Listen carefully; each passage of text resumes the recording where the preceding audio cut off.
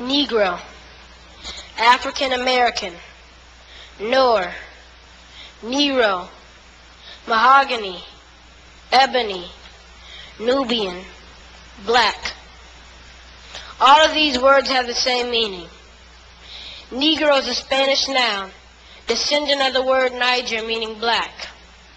Somewhere in history, it was translated to the N-word by those who referred to us as economically, politically, or socially disenfranchised. Instead of the kings and queens, princes and princesses that we really are. We are descendants of the continent of Africa. Countries like Niger and Nigeria hold our rich heritage. Unfortunately, this misinterpretation of our heritage has been perpetuated among our own race. Rather than obliterate this disrespectful term, we have adopted it as a cultural phrase. You've heard it. What's up, my N-word? Or maybe you said it. Get out of my face, N-word. So why have we taken this word to use it in our everyday language to communicate to or about ourselves? Let me dispel the myth. As a people, we are neither economically, politically, nor socially disenfranchised.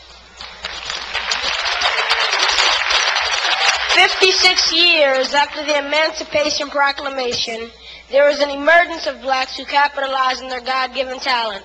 Embodied with the character of self-dedication, they joined together to make a new movement, the New Negro Movement to be exact. And if this name doesn't ring a bell, then you might be more familiar with the Harlem Renaissance, a band of writers, actors, musicians, poets, and inventors came together for a new beginning.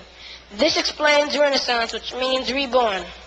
People like Jasbo Brown, the name synonymous with the introduction of jazz, Duke Ellington, a jazz musician, Marcus Garvey, a civil rights activist, and Langston Hughes, a poet laureate. So who you calling the N-word?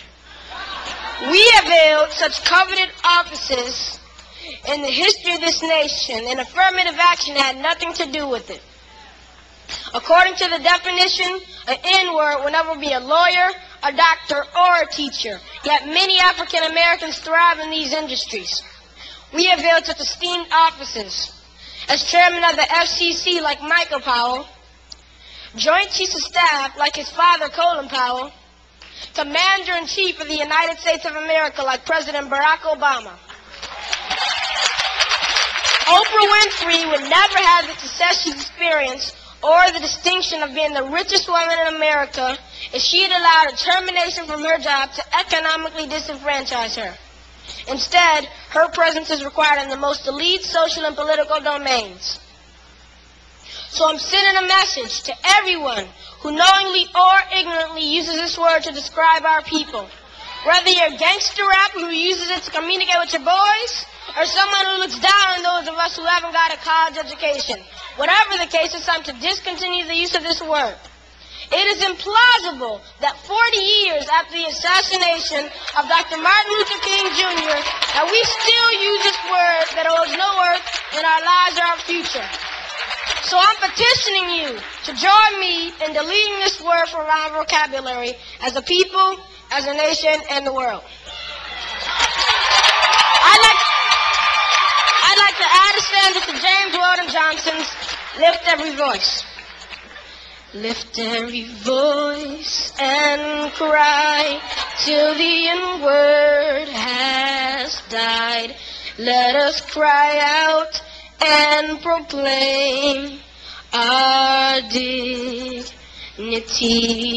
Although we may be free, gloom still hangs over we who use the word that made our fathers sigh.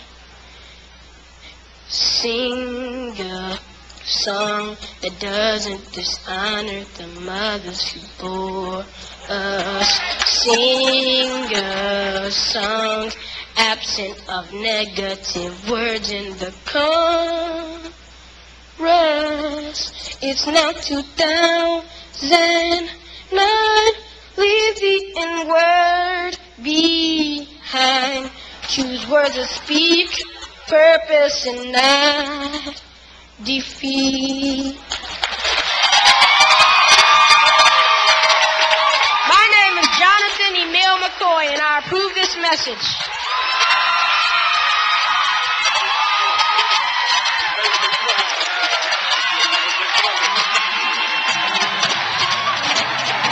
Come on, give God some praise.